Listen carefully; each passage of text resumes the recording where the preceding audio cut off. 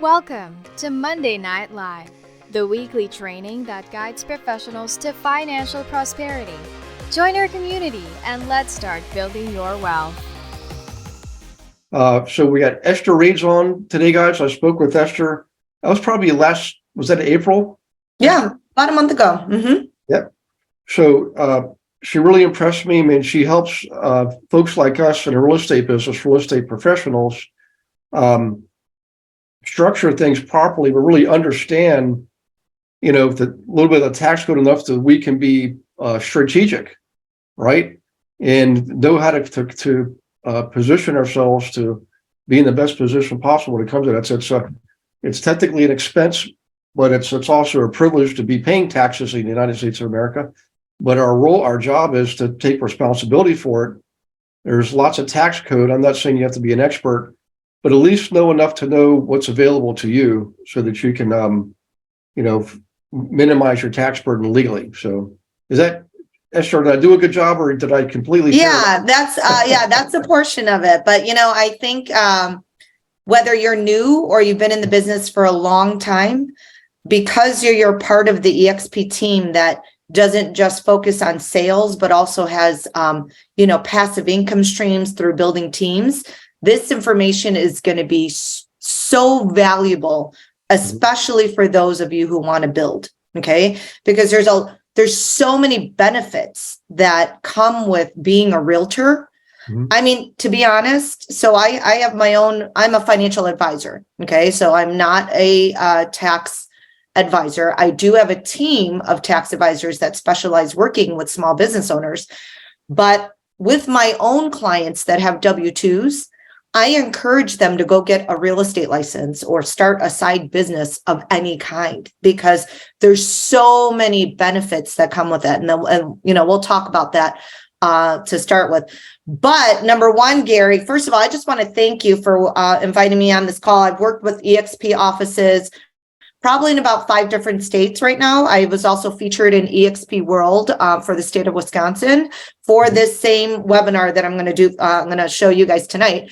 But Gary, I started Googling you and I started listening to some of your podcasts and your interviews. And I was so impressed with not just your team building, but your training.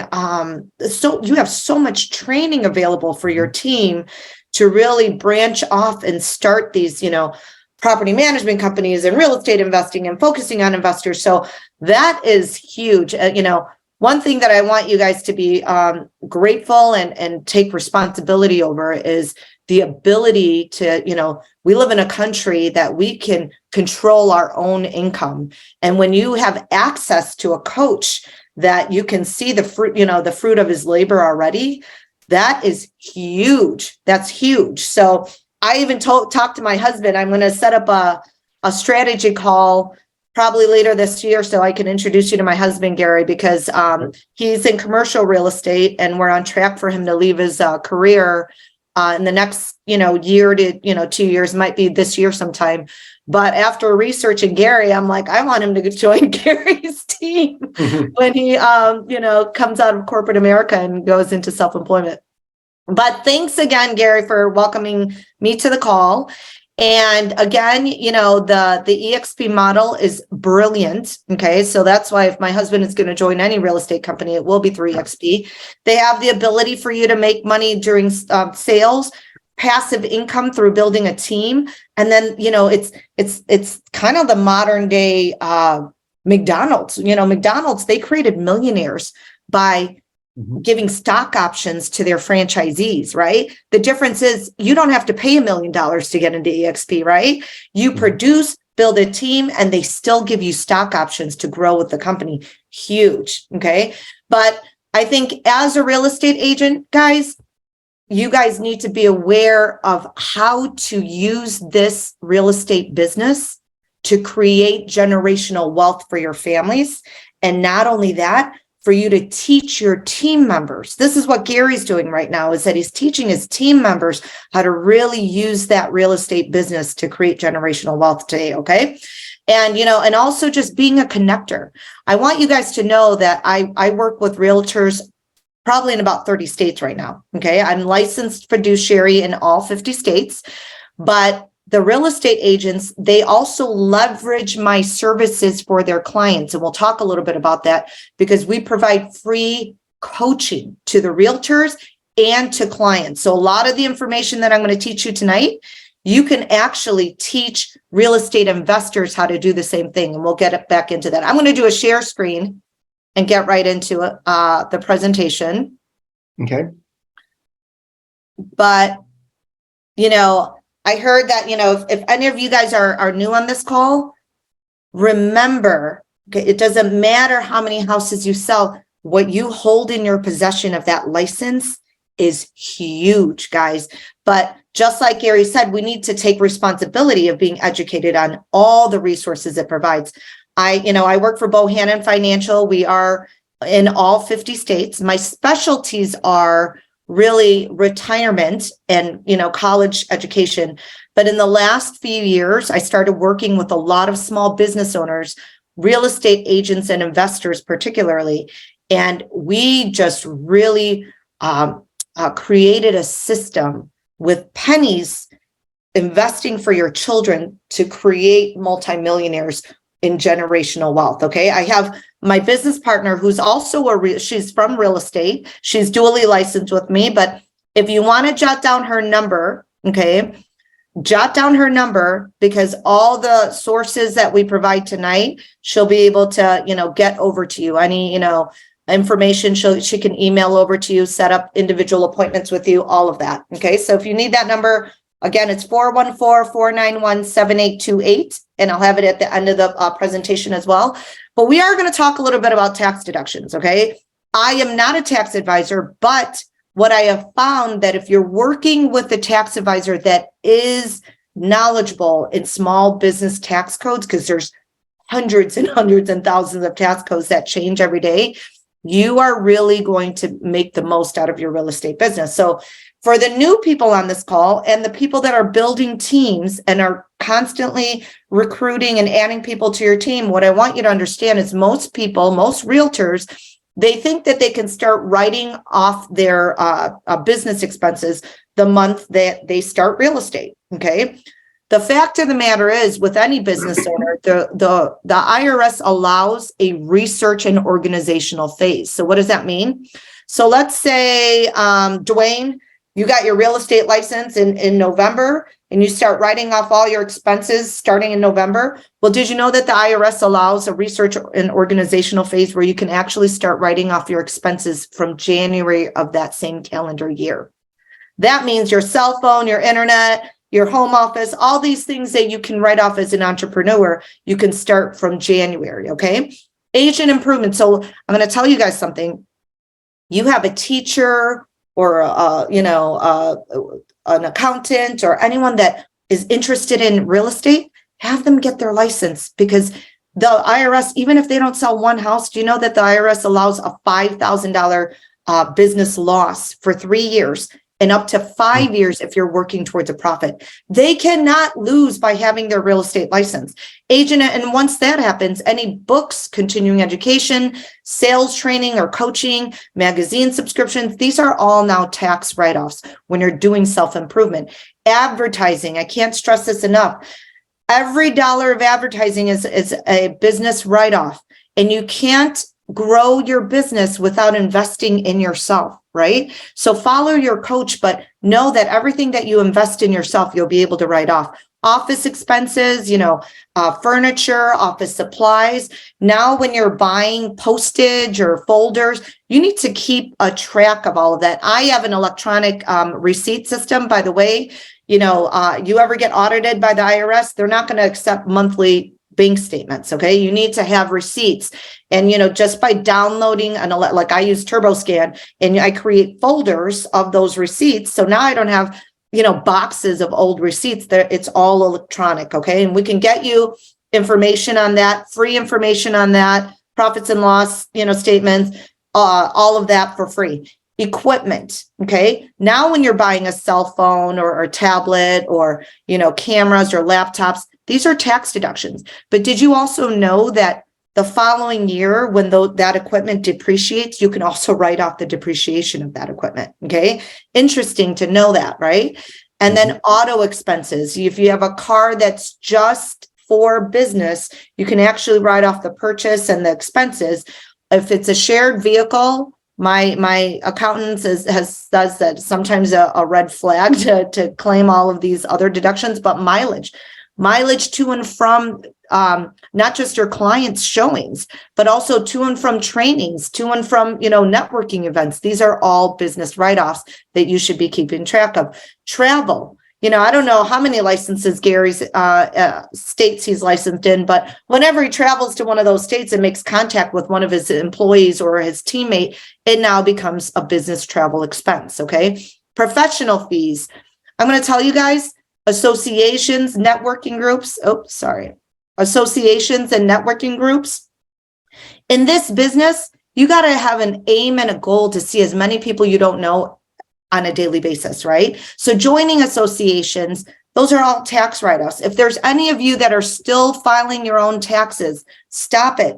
Hire someone that you know and trust that specializes in, the real estate business, and get the tax deductions that you qualify for and write off that expense of hiring them into your business. MLS fees, legal fees, E&O insurance, all of that are tax write-offs. Okay. So this is something that is particular to realtors. And I would say, one of the things that you want to get good at, guys, is differentiating yourself from other real estate agents, right? So when you're working with a client that is listing their property, just knowing all the tax deductions that they qualify for, including any home repairs that they have to do to sell their listed property, or open house expenses, or notary fees, or closing fees. All of these are tax write-offs. But guess what? I talked to a accountant that works with a lot of real estate agents, and this actually I was really surprised for. And if you know little tidbits that other realtors don't know, that's what makes you different from the crowd. But did you know that if a client that is selling their property, you know how you can buy points down on your mortgage? Okay. So let's say you had a client that listed their property with you and they bought down their mortgage 10 years into the mortgage, and now they sell their property. Do you know that they can write off the points of the remaining 20 years that they paid to buy down that mortgage? These are little things that, if you know that other realtors don't, give you a lot of credibility. Communication, cell phone, office, fax expenses, these are all tax write-offs. Home office, EXP is number one in this. So you need to make sure that everything that you do in your home office is a tax write-off. By the way, if you own a property, the square footage of your home office, let's say it's your entire basement floor, that square footage in comparison to the square footage of your home is a tax write-off. Also, that same percentage of your utility bills, your real estate tax, your mortgage, your security system, your cleaning lady, your property taxes. There's not many ways to write off property tax, even when you have a rental property. But when you are a business owner, you can write that off. So that same portion, it's important for EXP agents to take advantage of that. Retirement accounts. Okay. You are not in a corporate structure where you have a 401k available for you. You have to take responsibility to educate yourself on the different retirement plans that are available. But there are plans where you could shelter a ton of money from Uncle Sam and start building for retirement. Employee wages. This is the part that has literally taken this webinar and exploded all over the country. Okay, especially with EXP. So I teach real estate agents how they can hire their children into their business, okay, legally and legitimately. Did you know that business owners can hire their newborn babies for modeling, for advertisement for their business? Okay, you take some pictures of your family, make a Christmas picture or make a post on your Instagram or your Facebook.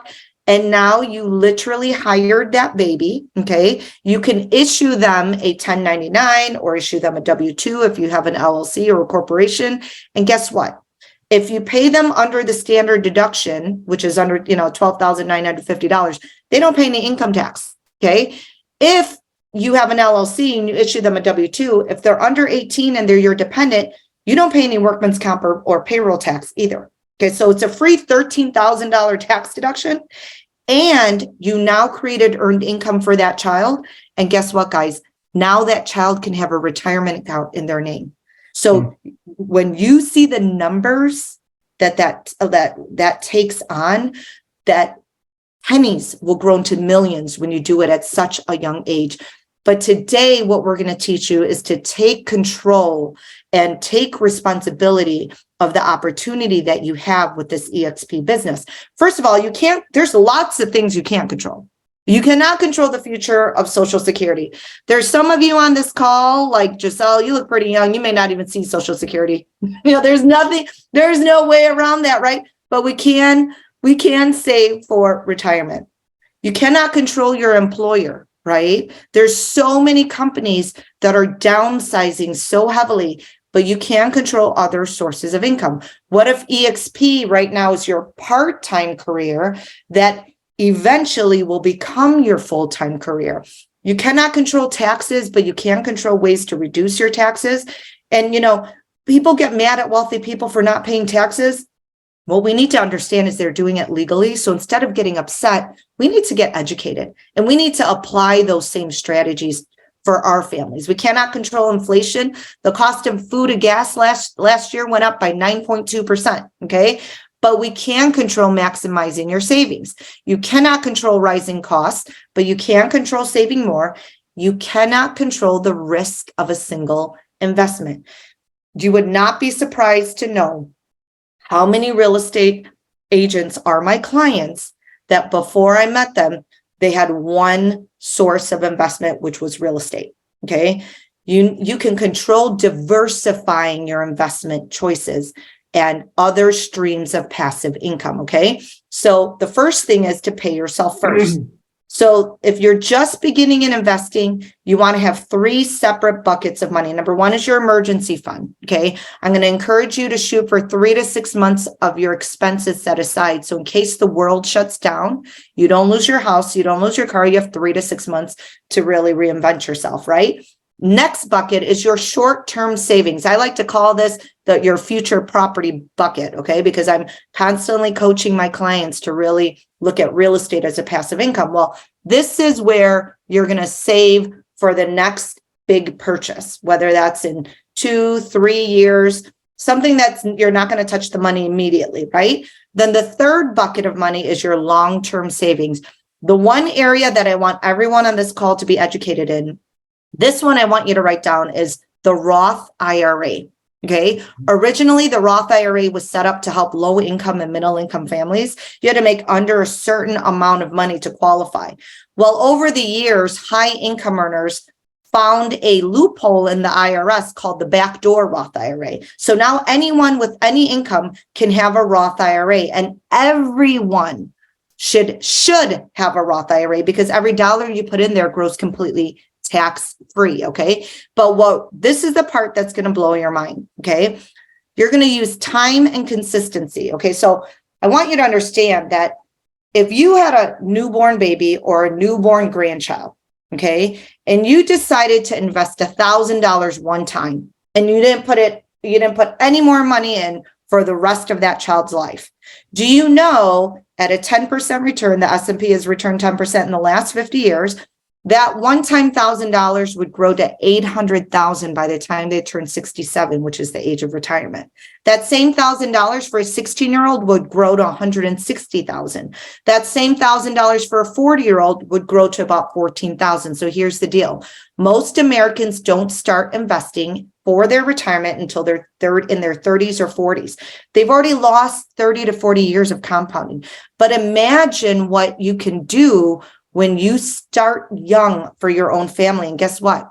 Do you know that if you just had a job and you weren't a realtor, you would not be able to open up Roth IRAs for your kids or your grandkids because you need earned income. So the only people that can do this for their kids or grandkids are are business owners and real estate investors. So learn this to teach your investors. Like, check this out. If you had a client that had a rental property, they could hire their teenage kids to mow the lawn, clean the property, maintain that property. It will become a tax deduction off their rental income.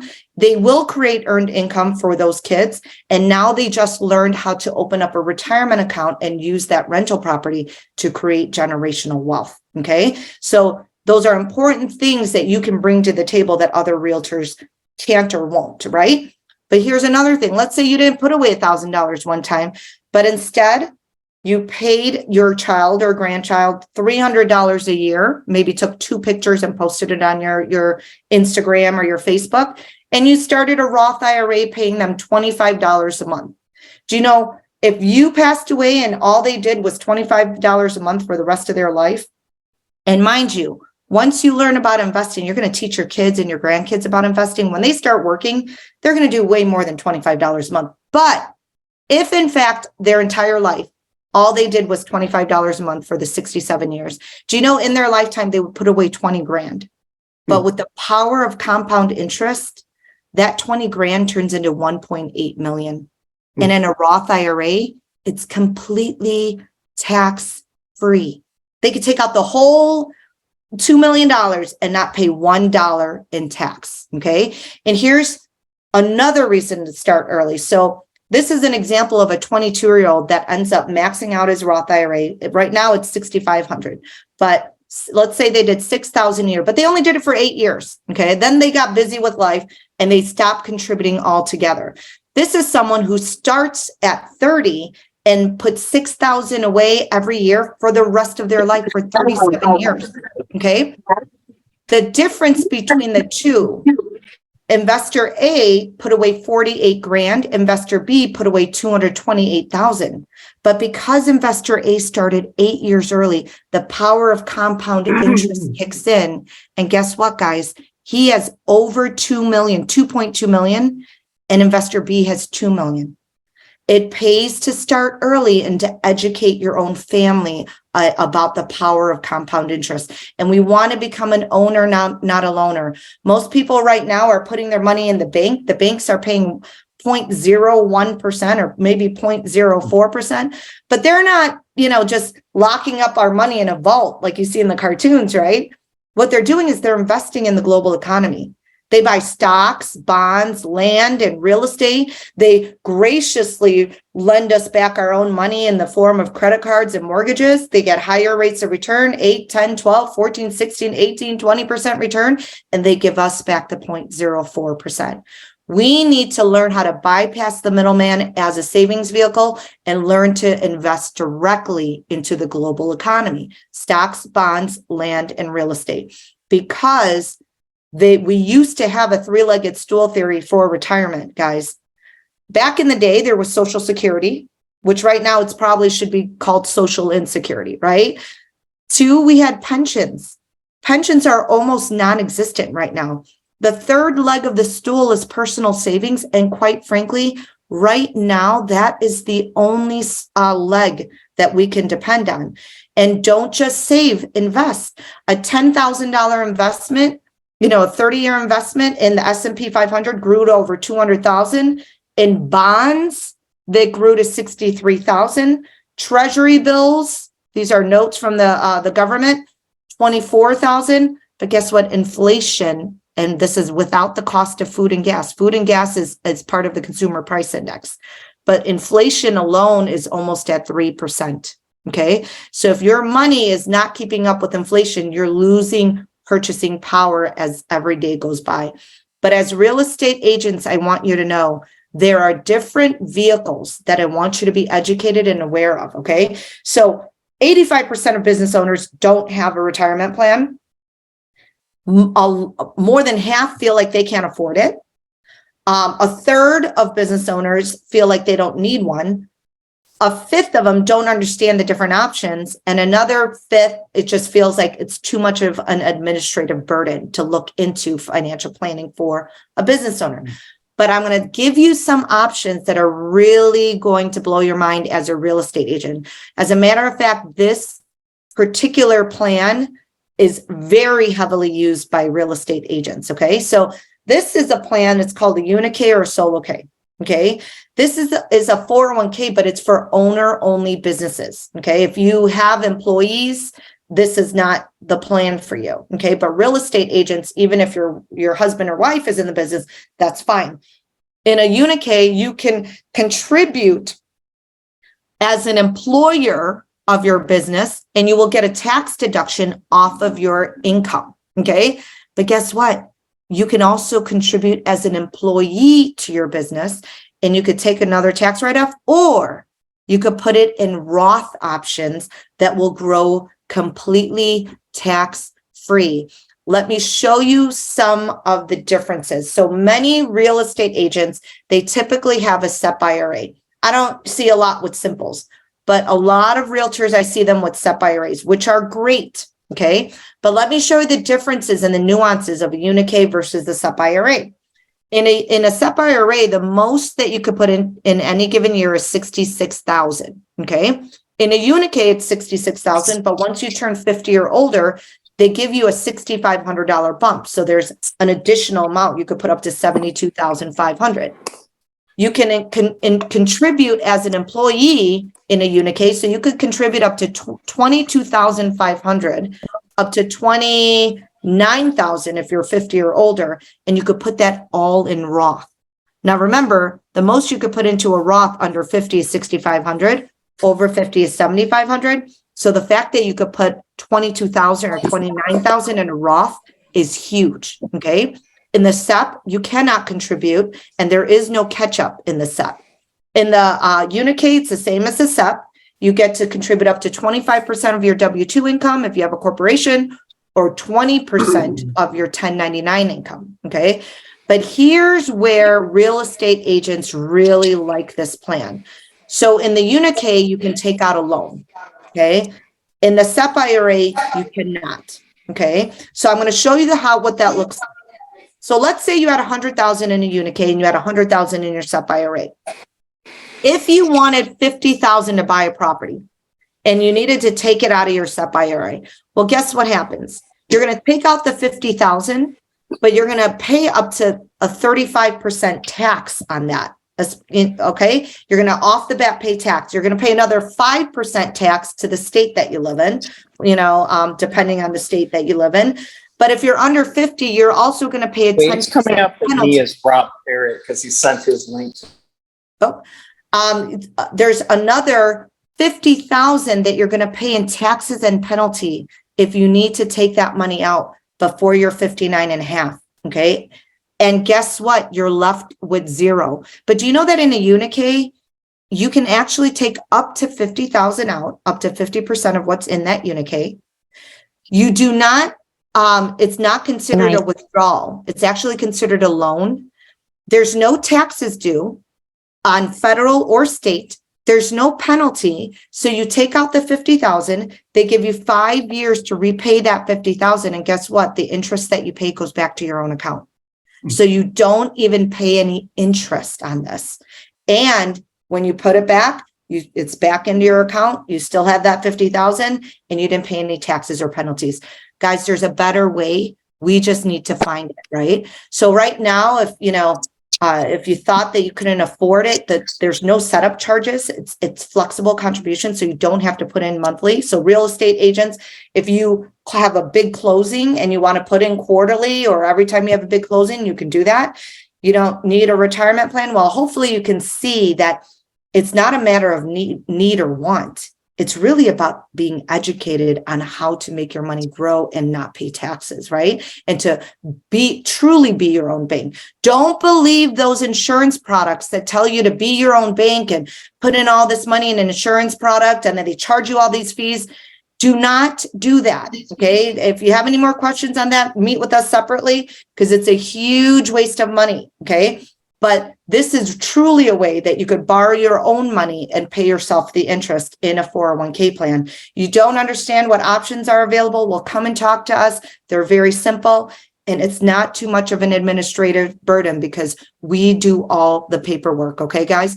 With your EXP business, especially if this is going to be a transition to a career, but right now it's still a part-time business. Use this opportunity to take your income and pay off your debt. Guys, we do a free debt plan that's available for you as the agent and for every single one of your clients. So what does that mean? If you have a client that has great income, but their debt to income ratio is way off, instead of telling them pay off all your credit cards, then come and see me next year, what you can do is you can refer them to us. We will put a free debt elimination plan for them, get their debt to income ratio to where it needs to be to qualify for that mortgage, and then we will hand deliver them right back to you. Okay, so now you will never lose touch with that potential client because we will constantly be coaching them until they're ready for approval. But the debt stacking concept is like the debt snowball from Dave Ramsey. We just teach people to systematically pay off their debt and take that amount to pay off the next debt. And it really takes years off of their debt. Their credit scores, increase, and they save thousands of dollars in interest, guys. So imagine if you were a real estate agent that wasn't just about the real estate, but they were really interested about creating generational wealth. Here's another thing with being a business owner and learning to buy the right kind of life insurance. There's tons of books out there. There's different articles and blogs. Most will agree that for most people, there's one kind of life insurance that makes sense for the majority of people, and it's term life insurance. Why? Because it's cheap, right? And then there's a falsehood out there that you need life insurance till the day you die. Well, guess what, guys? Life insurance is to buy you time until you build your empire. Once your empire is built, you become self-insured and you don't really actually need the life insurance anymore. 30 years from now, when your kids are grown, your debts are paid, you have millions in retirement, you don't need to be paying an insurance company any money to insure life because you've worked your butt off to become self-insured. Does that make sense? So here are the three nevers that I would say. Number one, never buy any kind of cash value, whole life, universal life insurance that has a savings attached. I want you to understand most of those policies, if you die, they end up keeping the savings. So you're paying all this extra money and you never get both the death benefit and the savings. Never buy insurance as an investment. You have investments that are investments, and your life insurance should be separate. Third, never buy any life insurance that pays dividends. What I want you to understand is insurance agents sell you products and say, oh, you get paid dividends that you don't have to pay taxes on. Well, guess what? When you own a stock and they pay a dividend, it's profit. So you end up having to pay taxes on that, right? When a life insurance company pays a dividend, in the IRS tax code, it's an overpayment of premium. What does that mean? Your life insurance policy actually costs $125, but you're paying $130. And at the end of the year, they're going to give you back a $5 a month dividend that you overpaid in your premiums. That's why it's not taxable, guys. It's kind of like people being very happy of getting a big income tax refund because they just overpaid throughout the year and gave the government an interest-free loan, okay? So those are the three nevers. I'm going to end with just two more slides, but I want you to understand, by you being part of Gary's team, I was fortunate to sit in on a couple of the Monday Night Lives. I have been researching you, Gary. There's a lot of things that I really want you to mentor my husband and I in the future when he transitions to full-time real estate. Okay. But I also see Gary's teaching style is really a mindset of growth. Creating growth and success in his team. And I am going to tell you, by being part of Gary's team, every single one of you, for those of you who want to reach out to us, we will provide a free financial plan. Okay. The implementation is completely free because we get paid by all the vendors that we represent. Okay. The lifetime financial coaching is completely free to you and any of your clients. So this is what I mean when you can leverage our services. Instead of just going to a closing with a gift basket, you can say, hey, I just want you to know that but because you're working with me, I also have a partnership with a financial advisor that will coach you for free to make sure you have your estate plan in place, to make sure that this property is going to build generational wealth for you and your family. And it's completely free because you are using me as your realtor. Okay. So this is so much further, because guess what? If you send me a client that's a first-time home buyer, do you know that when I meet with you individually, when Heather meets with you individually, you're going to see the financial presentation. It's one slide. Okay. But part of that, we build a financial house, and part of that teaches people about having a mindset of increasing their income. Okay. So there's a rib, I call it the rib strategy, but I teach them about not just being a homeowner, but also owning property where other people are paying that mortgage.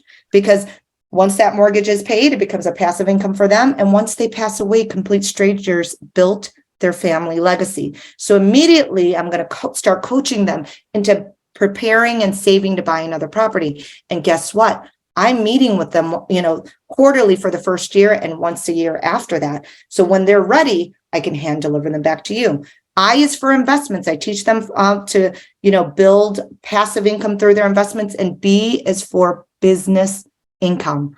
I encourage every W-2 employee, go get your real estate license, go start a side business, work with so-and-so from EXP, and build up this business so that you can get the tax deductions, the ability to hire your children, and the ability to create generational wealth through that side business. So everything is free.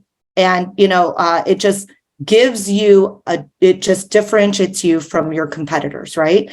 And I'll leave you with this last quote from Les Brown. If you take responsibility for yourself.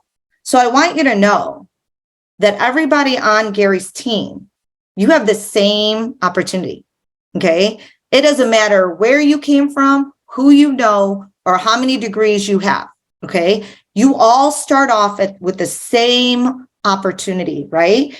But if you take responsibility for that opportunity, and you're going to develop a hunger that you're going to be able to accomplish all your dreams, but you're also going to start coaching people to accomplish all of their dreams. Okay.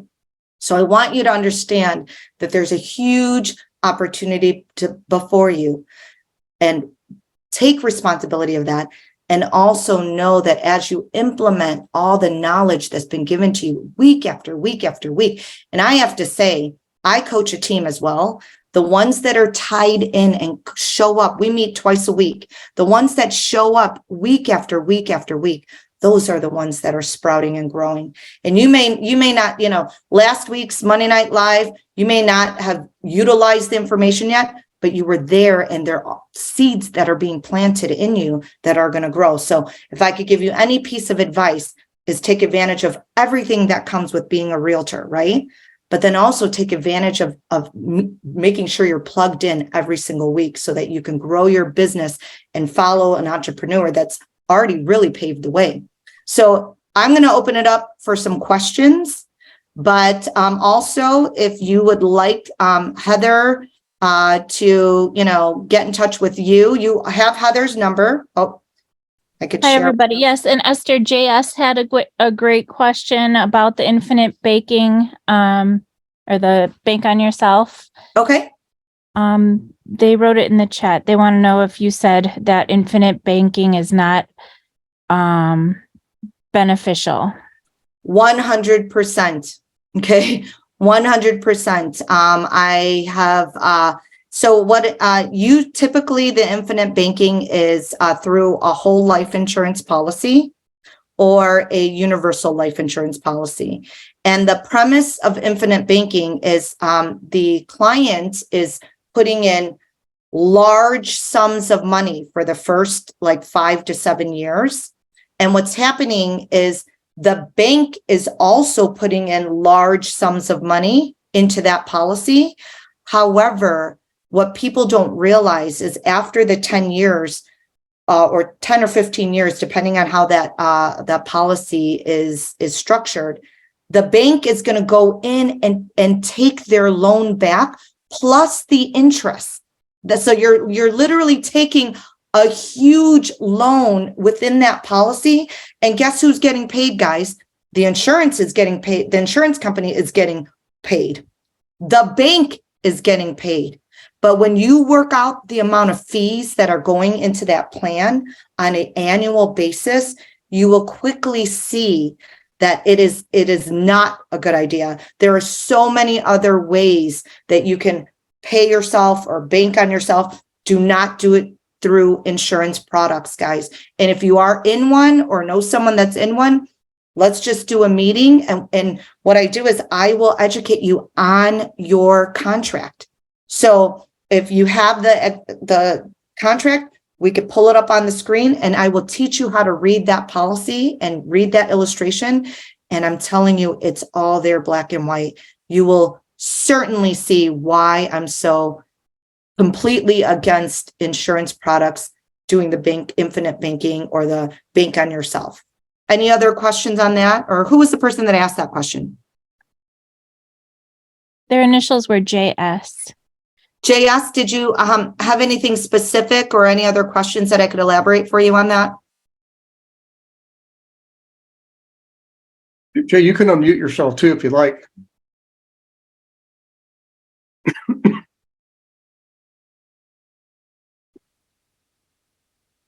See, I'm trying to find JS. It's been the second screen. Oh, he's unmuted.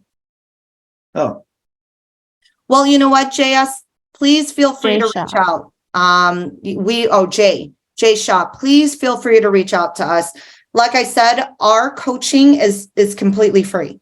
Okay, so the planning, implementation, I'm developing a team all over the United States because there's so much need for what we do. Okay, but we can sit down with you and educate you. If you are already in the infinite banking, we can break down the contract and we can read it line by line together. Okay. Any other questions? I have a question about the Unikay plan. I was wondering how many times so you borrow money, you can borrow half of what's in there and then you pay it back and then can you borrow it again? And then Absolutely. Okay, so what is like, so once you pay it back, then how soon can you borrow it again? And what does that look like? Immediately. Oh, okay. Yeah. Once that loan is repaid, you can borrow it again. Okay. Wow. That's really cool. Yeah. And there's no penalty, taxes, anything. It's remarkable. The interest that you pay back is going into your own account. So you're not even paying any interest for that. Yeah. That's really Okay. cool. I think PF Jimenez had a question. Yes, hi. If I already have my 401k from previous employer somewhere else, can I transfer it to you and what's the mechanism? So I would write your information or text Heather right now your information, but it's simple. There are different options that I want you guys to be aware of. First of all, I'm a financial advisor, but my job is really to educate you. Okay. So I'm not going to be the financial advisor that's going to tell you what to do. I'm going to give you tools and resources and sometimes homework. But after meeting with me and allowing me to coach you, you are going to feel like you literally took a crash course in finance. Okay. So there's different options with that 401k. And, there's ways and there's different vehicles. Okay. But typically you can leave it in your old employer, which most people won't. You could roll it into your no employer plan, but if you're a realtor, you won't have one, right? But there's a third option that most people they don't know is that you can roll that into a Unikay, or you can roll that into an IRA. And there's ways that you can even start converting the pre-tax money and paying tax now so that it'll start growing completely tax-free. So there's lots of things that you can do. The most important thing is for you to be educated in all of those vehicles. That way you can choose the one that would best fit your life. Okay. So, Mr. Jimenez, I will have Heather reach out to you. And she can set up a time for the call. Okay. Jeff, you had a question?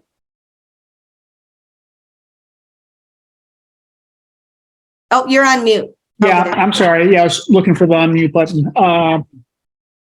Awesome presentation. I'm going to have to go back and listen to this one a few times at least.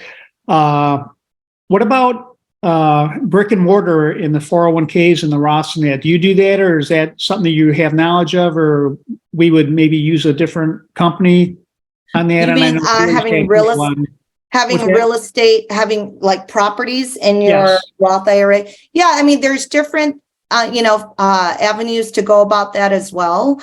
I'm more on the investment side, okay? But I can definitely put you in touch with people that could guide you in that. All right, thanks. Yeah, no problem. Any other questions? One thing I want to emphasize to everyone is, they've heard me say before, you have to play defense just like you play offense. Offense is scoring points, making money. Defense is hanging on to it, keeping your lead in the game, So in business, and this is one of the big aha moments I had when I built after my first business and applying it to my second business is, when you're in a business, you actually have to master two sets of skills. One is of the product or service you're offering. That's how the consumer knows you. But that doesn't mean you're going to be successful. You've also got to master the skills of being a business person, right? Feeling, thinking, speaking, acting like a business person, and implementing strategies that a business person implements to be successful, so that your product or service reaps the greatest reward for you. The product or service is like the tip of the pyramid, right? Or the tip of the iceberg. Everything underneath it is the business structure that delivers your product or service. So tax strategy is a huge part of that. And I'll be the first to admit, in my early years, I didn't take it seriously because I was thinking, well, gee, I'm in my 20s, I'm making more money than I could ever save on playing defense, right? Well, let me tell you, if I had applied defensive strategies back in my 20s, I'd have a lot more money now because of the compounding effect. If I had saved more money back then in taxes and invested it, right, 10%, whatever. I mean, you saw the charts earlier. It's astounding. It doesn't take much. The rate of return and the frequency of compounding, that combination is one of the most amazing, phenomenon in the human experience. So I just want to emphasize that because it is extremely important, and I wish I'd have done it earlier in my career. It's never too late to start. I mean, as soon as you start reaping the benefits. It's just you're keeping more of what you earn, and instead of paying it in taxes unnecessarily, you can apply it to investing and get far greater gains. So does that make sense, guys? And can you imagine doing it for your kids or grandkids or your nieces or your nephews? It's crazy. As a realtor, the power that you guys have to build generational wealth in your families, guys. We all need to take advantage of that because it's a huge opportunity. Now that little child doesn't need thousands or millions. They need pennies. Pennies will turn into millions for them if you apply this correctly. Okay. Yeah. So Esther, we can do this for nieces and nephews and grandchildren too. Like we can. So as a business owner, you can hire kids into your bit, like for modeling. Perfect. So if they're younger, all they can do is model. Okay. But let's say you have a teenager that's a nephew or a niece. Have them come over, clean out your office, shred your papers, do actual physical work. I'm not telling you to make up stuff so that you can open IRAs. You have to legally hire those kids. But guess what? You can hire them for modeling if they're 4 or 5. You can take pictures of them, use them as an advertisement for your brochures or your website or even your Facebook post. And it's legally, you're able to hire them. Guess what? And you'll also get a tax deduction from your income for hiring them. And now their parents will be able to open up an IRA. Now, the key is that child at the end of the year, if you issue them a 1099, they do have to file the taxes. They have to file that 1099 as if they worked. Okay. And then the parents will have to pay self-employment tax if it's a 1099. Okay. But W-2, there's no self-employment tax. So any of you guys have children that are under the age of 18, if you have a corporation, it's better, or an LLC, it's better to issue them a W-2 because then there's no cost, no payroll tax, unemployment tax, workman's comp costs, or income tax. So it's really a free deduction and a free way for them to get a retirement account in place. Yeah. And these are all things that I didn't know. As a matter of fact, your own accountants may not know this. Here's why. I met an accountant that specializes working with small business owners. My personal accountant has been an accountant for 25 years. Okay. I came up to her because she always knew about me issuing 1099s for my kids, right? But every year I was paying self-employment tax. Then I went up to her and I said, you know what? I'm going to issue them a W-2 from my LLC. And she said, no, you're going to have to pay payroll tax, unemployment tax, and workman's comp. And I said, well, I just spoke to another accountant that said that you didn't have to do that if they're your dependent and they're under 18. I went back to the accountant. They sent me all these blogs and articles. I sent them to my 25-year accountant, that's been around doing her thing for 25 years. You know what she told me? Wow, you learn something new every day. And guess what? She said, I'm going to do that for my kids. So don't be surprised if your accountant's like, oh, no, you can't do that. Schedule a meeting. I talk to accountants all the time. Okay. So that, it is legal and there's tons of documents and legal, like even on the IRS website, there's things that you can read that solidify everything that we're doing. Thank you so much. You're welcome. I just interviewed someone on our podcast a couple of weeks back, and he's in Ohio, and he has two children, and now 11 and 16. When they were 7 and 12, he had them start buying their own real estate in their names. He had to, of course, do it, structure it so they can legally do that. But he also had them both write a book on their investing experience, and royalty income from books and anything you do associated with your books is a passive. It's considered a passive income, just like rent is on a rental property. So those kids are just paying income tax, or not paying FICA yet. They're using the tax strategies. But he's teaching his kids now because he knows in the school system they're not going to be taught this stuff. I mean, the numbers are. I mean, I feel bad, but if you look at the statistics on test scores today compared to 25 years ago, then 25 before that, it's going down, guys. I mean, it's crazy. They're lowering the bar. They're not raising the bar. So we have to be independent. And the fact that you're a realtor, real estate agent, you're a 1099 contractor, that automatically means you're a business owner. You own your own business by default, whether you like it or not, whether you plan defensively or not, whether you have a tax strategy, whether you learn how to sharpen your business skills. The IRS doesn't really care.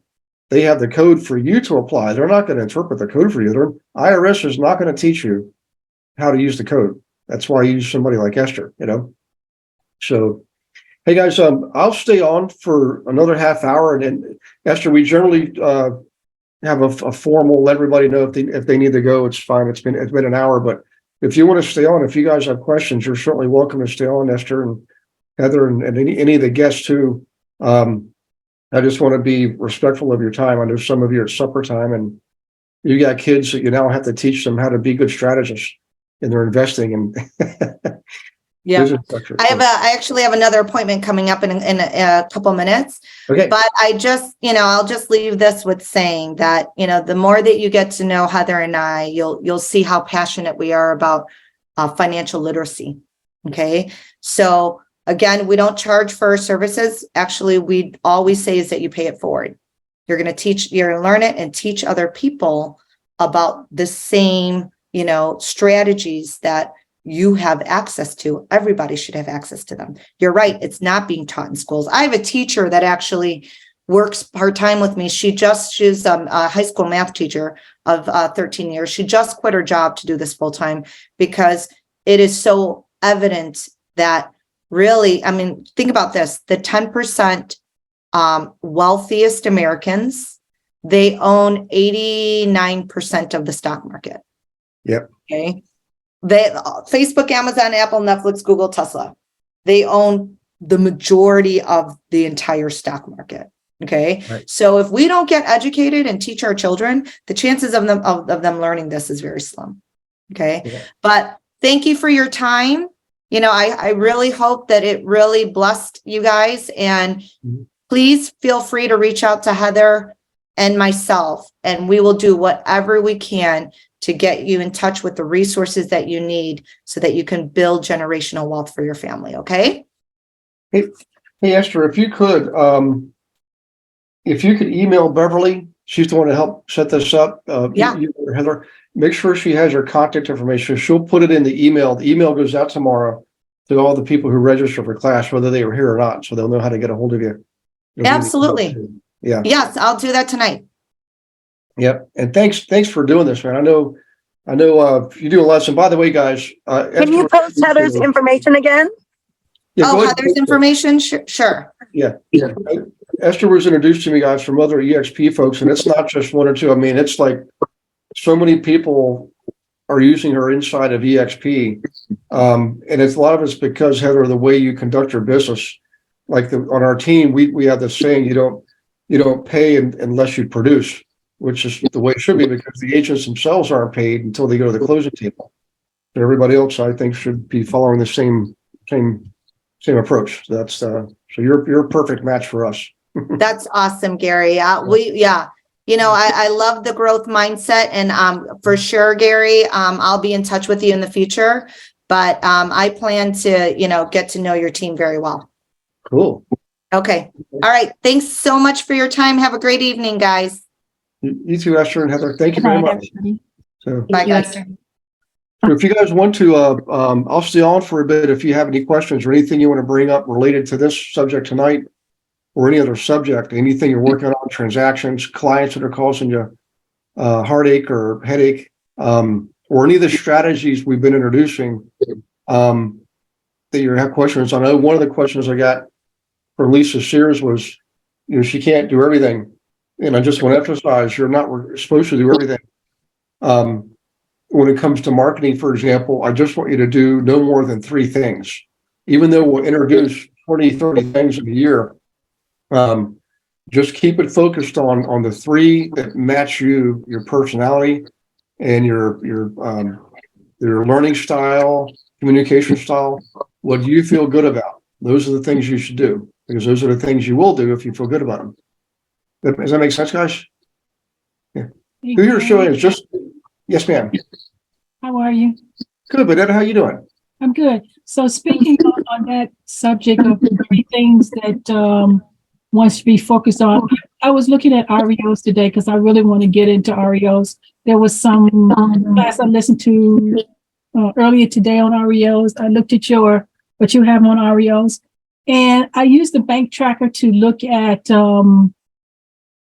local and community banks to see what their assets, their troubled assets were, and then not performing. There's another word for it. Anyway, the TRAs. And so we can't help banks in other states, can we? Other than the state we're in, can we?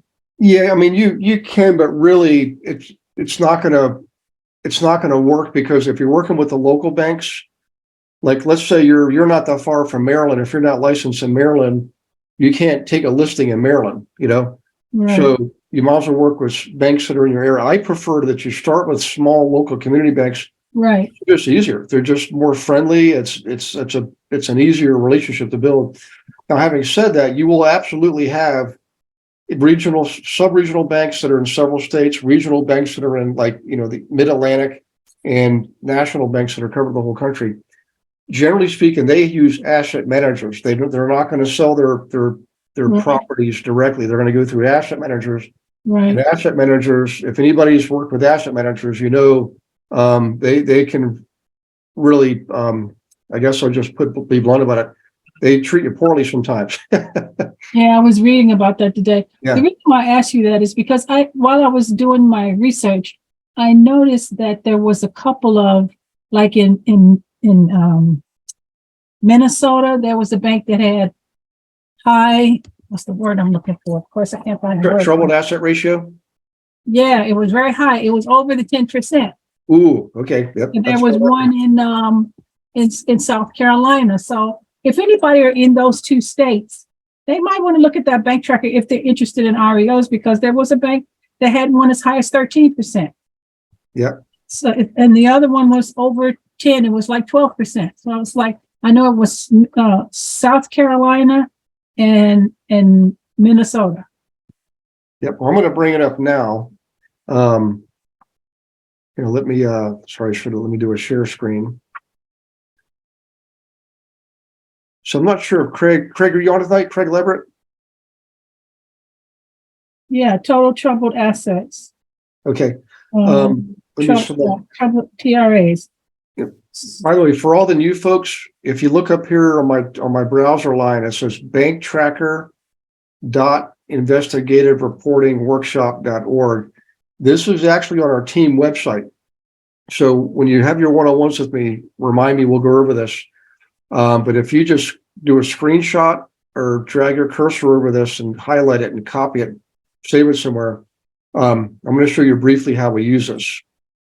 So you go over here and select banks. You can look at credit unions too. Oh, by the way, real quick, if you scroll down, the definitions of these things are given to you down here, right? So troubled assets, the value of everything the bank owns, including loans to consumers and investments and securities, right? Banks with troubled asset ratio greater than 100. This is troubled asset ratio is the troubled asset ratio as calculated by the workshop. It is the amount of capital divided by the amount of troubled assets. Lower ratios indicate a stronger bank. So higher the ratio, the weaker the bank. So if you look at the total troubled assets, it includes loans 90 days or more past due, loans that are no longer accruing interest on the bank's books, and property the bank is already repossessed for non-payment. In other words, the bank is taking it back. When a bank takes possession of the property, takes ownership of it, they call it REO, which stands for real estate owned. It's an accounting term, and it's a horrible thing for a bank to have on their balance sheet. The workshop adjusts this amount to deduct loans that have full or capital government guarantees. So really, the numbers are really worse than they are sometimes, or worse than they're saying here. So if we go in here, I'm going to select banks. Benetta, do you remember the name of the bank in South Carolina? I think it was Signal. Okay. So let's type in Cigna. Signature Bank. It has an L on the end. There's an L on the end. Oh, Signal. Okay. No, Signal. No, that didn't come up. All That's right. okay. I wonder if it was a credit union. Try that. Actually, I could just, I wonder if I didn't select either of those, would it search all? So let me let it. So there's one, that's not over 10, that's 8. But there was one, and I know it was one in, I didn't write them down because they weren't near me, but that one, Maryland is in me, but I'm not. There it is. The Signal Financial right there, 13. That's in Maryland. That Maryland. 50%. That one is near me. Yep. But I'm working on my Maryland license. I haven't got it yet. Yep. But this one here. That's an example of the TRAs that are above 10%. Yep. TRs. Check this out. They got $5.5 million, right?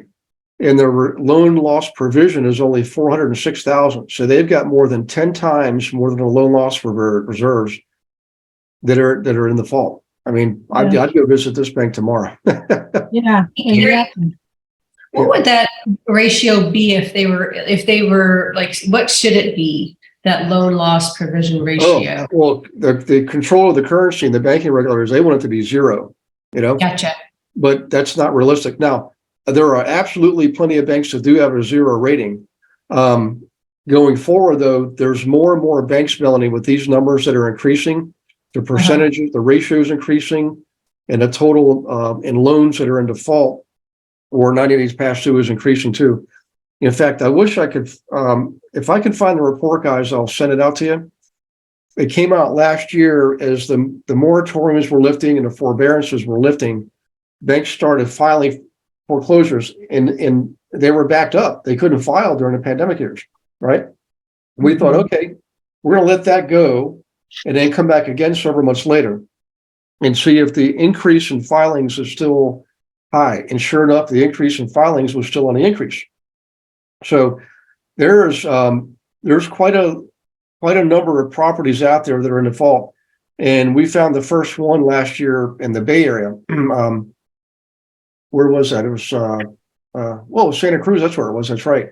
And I thought, well, here we go. Now, I'm not trying to scare you because I don't think this is going to be like it was the last time. Last time it was just disastrous. But remember, the last recession was led by banking. You know, the banks were full, quite frankly. The mortgage lenders were putting in basically trumped up applications. They were piecing together. I mean, it was just ridiculous, the fraud that was being committed.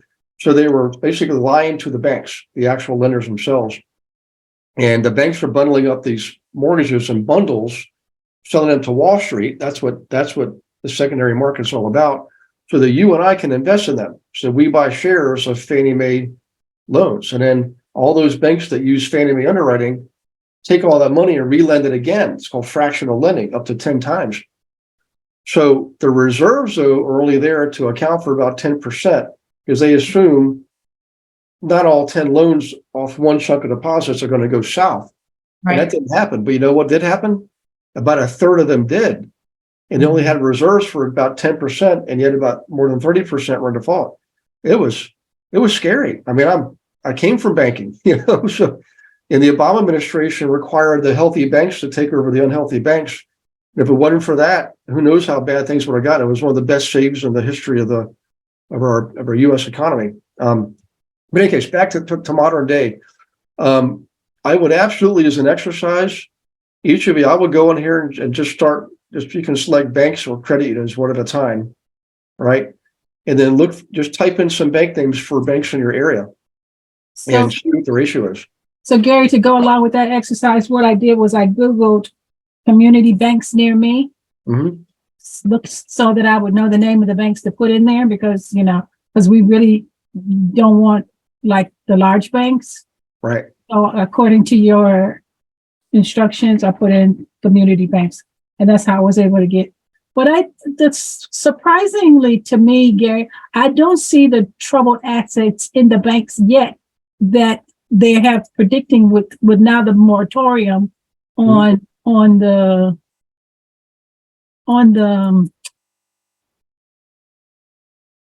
people not paying their mortgage. I can't think of the phrase. Yeah. I don't see that appearing in the banks in terms of troubled assets. I don't see the foreclosures that people keep talking about. They say it's here, or it's on its way. Which definitely building, there's a groundswell, but the reality is it's also, there's macroeconomics, which is the big picture, and microeconomics, which is your specific area. So where you are in Northern Virginia has historically been a very strong, financially strong, healthy area. I mean, it's just. I didn't find too many, except for the one bank. I found Freedom Bank in my area, and I'm going to go and visit them tomorrow. But it's not over. It's like 7.7%, so it's not over 10%. Yeah, it's the closest I found in Northern Virginia. That was the only thing. What's the name of that bank, Vanessa? Freedom Bank of Virginia. Okay. Freedom Bank, Tennessee, Missouri, West Virginia. There it is. Yep. See, only 7 point. But see, look at that one in Iowa with 16%. Yeah. Well, I tell you what, though, guys. Iowa, they might want to go there. Yeah. I would, back when I was doing this, any bank over 3.5, I would go visit 3.5%. Oh, really? Because here's the other thing you have to look at. You also have to look at the total troubled assets. Like here in your Freedom Bank, it's 8,713,000 in troubled assets. Right. So if you think about it, the ratio could be low, but if it's a big bank with a lot of money, they have a lot of loans. See, I'm also looking at the total of that too, Bonetta. Mm-hmm. So that could be 10 properties. It could be 20 properties, but it's probably definitely more than just a handful. I know where you are, the prices are creeping up around $1 million, but there's still, that could be, who knows what the story is behind these. But look at loan loss provision, only 539,000. Right? Mm-hmm. So remember, reserves, banks are not supposed to use that to bail out bad mortgages. If they do, and banks will do that, hoping they don't get caught. But if they do get audited and get caught, I mean, that's bad news. The government has put them in receivership and require another healthy bank to take them over, So the bank failures that you've seen in the news in the last couple of months, like what First Republic was last week, that's what happened. Another bank took them over, they failed. They went into receivership. So just like was a Signature Bank. And if you don't fail banks, you can see which ones right here under the credit unions. Yeah, never really paid too much attention to this. I know, I just looked at it because I wanted to see the history. So they talk about the most recent failed banks. There you go. First Republic, Signature Bank, and Silicon Valley. They're all three right there. Yep. Yeah. So it's an amazing tool. Yeah, I was very, I was like, oh, Gary, and taught us something else. So, yeah. Hey, check this out. First Republic guys, they had 137 million in bad loans. Oh. Yep. How much do they have loan loss provision? Yeah. So they gobbled that loan loss provision right up. But some healthy bank's going to pick up something for pennies on a dollar. And that's what happened to my bank. We were required to take over some unhealthy banks, and we didn't want it.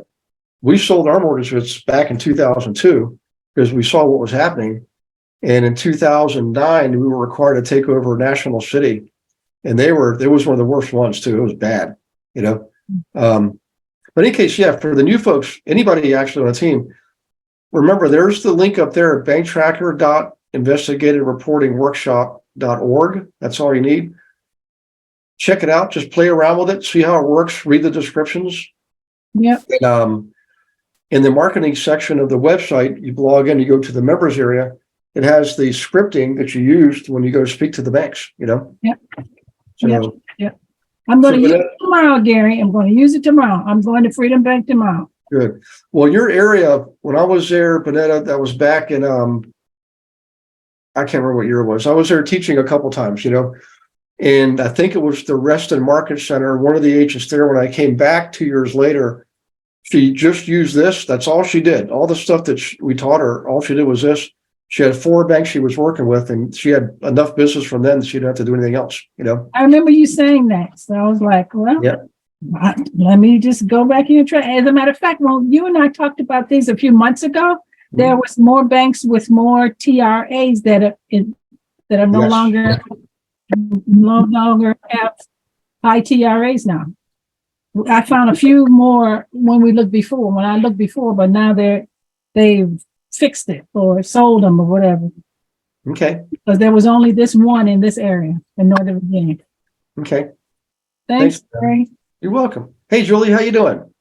Pretty good. Hey, I just wondered, what's a good script when you go to the bank and you finally, how do you get past the receptionist and what should you say to the guy once you actually get a hold of him? Yeah. Well, first thing is you got to run. No, just kidding. Hang on, let me bring it up. I'm going to bring up the marketing campaign. We'll take a look at it. Let me get logged in here first. How's things out in beautiful San Diego? It's good. It's actually been cloudy lately. Yeah. The May gray is around. Oh, yeah. It's funny.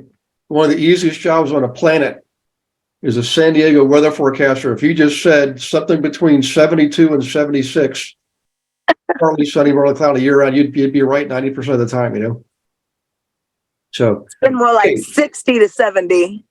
Oh, there you go. That's right. It's kind of chilly, but that's not bad, Yeah. Gary, I want to compliment you on the site. It looks better. It looks more modern. I know, isn't it awesome what those guys did? Yes, it looks much better. So much user friendly. Oh my gosh, those guys are miracle workers. Okay, let me click on the checklist here. Okay, guys.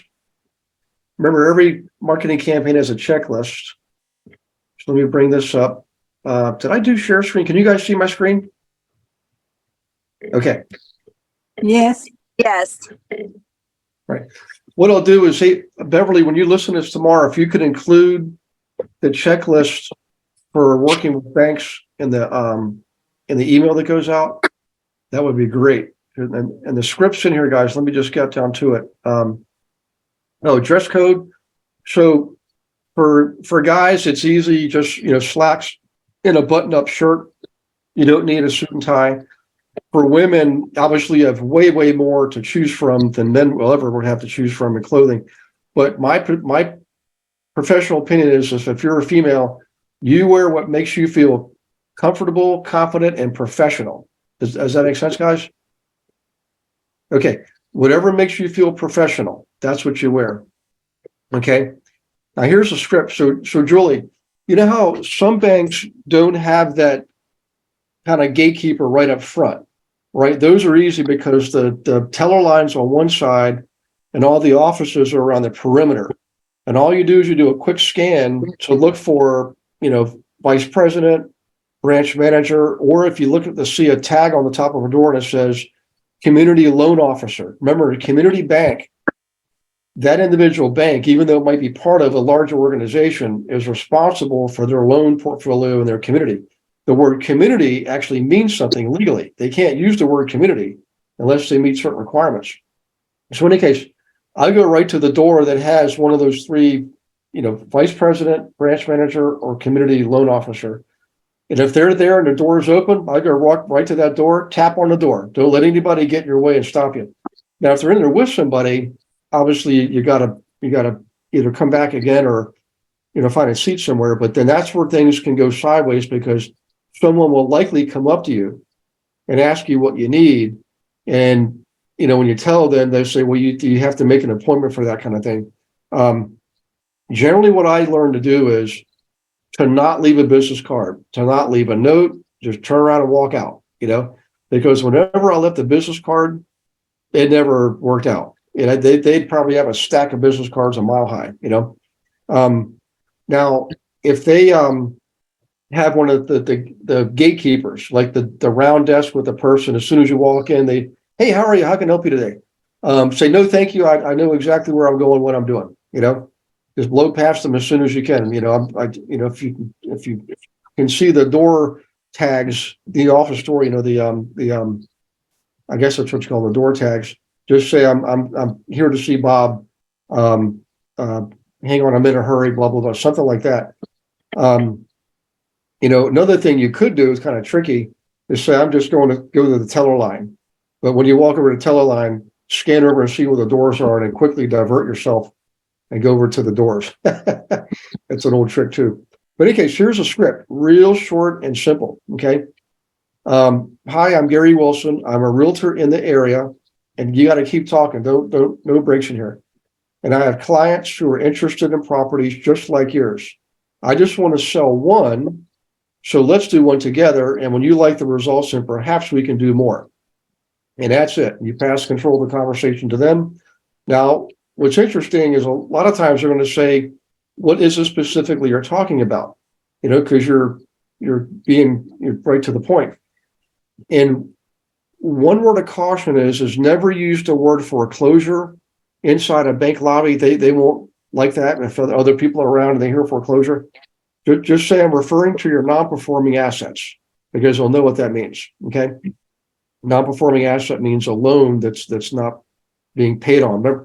Remember, the loan to you and I, the consumer, is a liability, but the loan to the bank is an asset. The loan's their asset, our liability. Just like the house is our asset. But if a bank takes a property back in foreclosure, believe it or not, on the books, that house is not an asset. It's not making them money. It's costing them money. Taxes, right? If they insure it, and they should, upkeep, things like that. Water and sewage keep going no matter what. Body language is important. I will tell you, this takes practice. I mean, for me, it did. I struck out, in the beginning, I wasn't wearing the right clothes. I just go in wearing jeans and sneakers because I'm usually out working on my properties. And I went in representing myself. Turns out it's better to go in looking professional. And when this happened one time, I'll tell you what happened. The banker asked me what it was I was referring to. And I opened up my briefcase and I pulled out I always kept my printout of my clients. Every week I printed out who I was that week. And I have highlighted in yellow the people that were pre-approved, ready to go. And I would say, these are the people I'm talking about. They're looking to buy a property just like the one you got, in 133 Main Street, whatever. They want to buy properties just like that. They're already pre-approved. That worked. It's just purely accidental. Now, going forward, I didn't research things to that level anymore. I didn't go find out which ones they specifically had. However, you can do that. You can literally go into your county tax records, pull up a bank or search by bank name and see what they own, or pull up a specific property.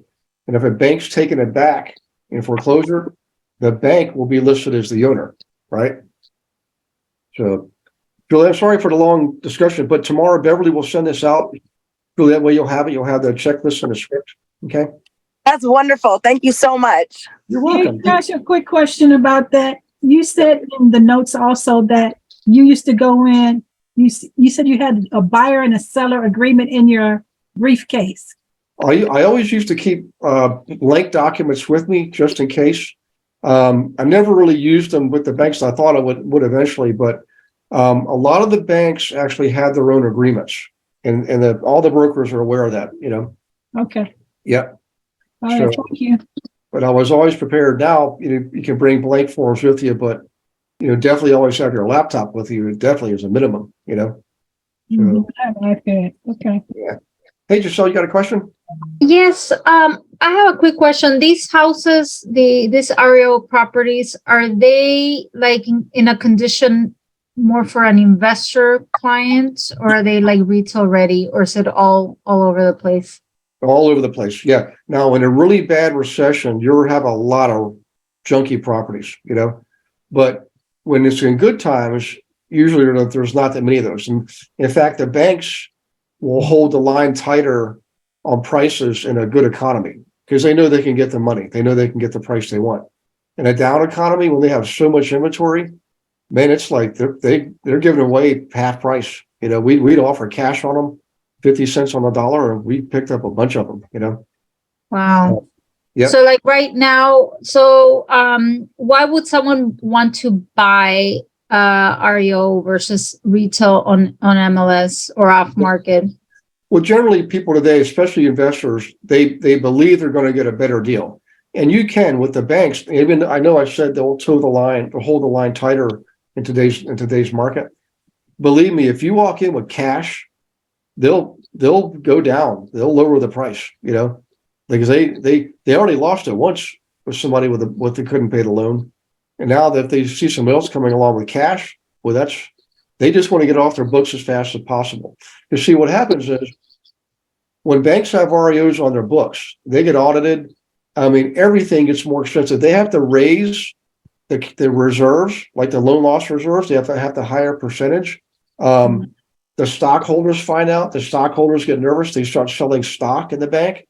The bank stock goes down. It is bad news for banks. They won't tell you all that, but I'm telling you because I used to be in a bank. I know exactly what happens. It actually, if you take a balance sheet in accounting and you have a loan that's performing, that's an asset to the bank. It's got income coming in, right? And when, let's say that loan goes south, in their books, it doesn't just bring that particular asset down to zero, like it's non-performing. It actually has a double negative. It's actually, now there's a liability there, right? That they have to manage and have an attorney to try to sell the thing and do all the paperwork and go to court and the foreclosure. All that takes tens of thousands of dollars. And so it's a negative, and it's horrible for a bank to have that, but they will never tell the general public that it's horrible because they want us to think that we got to pay full price. But I know from experience, you just offer cash and you'll get a better deal. Again, now when things heat up and there's more foreclosures, remember it's supply and demand. There's not as much demand for that increasing level of supply. Now they're competing with other sellers to sell that bad property. That's why so much usually get good deals in a down market. Got it. Thank you. Yeah, you're welcome. So let me check the Q&A box here real quick as I saw there. Okay, there's no questions there. Let's check the chat box. It was Heather's. Okay, good. Okay, guys, it's exactly 8:30. That's perfect timing. So Julie and Benetta and Giselle, you guys must have conspired to make this end perfectly at 8:30 Eastern. So thank you. Thanks again, Gary. You're welcome, Melanie. Hey, Julie, don't be a stranger. Give me a call. Set up a call or something, okay, Julie? Hey, that's awesome. Thank you so much. My dad's been in the hospital since like March 10th. Oh no, I'm sorry to hear that. Yeah, so but he's doing a little better now, and now I got my siblings helping me. Good. So, I just really need to get back to work. So yes, I appreciate you saying so. I will definitely do that. You're welcome. Well, hopefully I'll get out there sometime soon. I just bought 2 brand new inflatable paddleboards for travel purposes.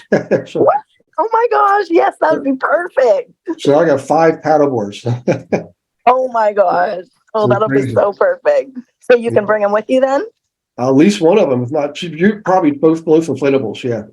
Yeah. Well, they're easy to rent out here too if it's too much hassle. Yep.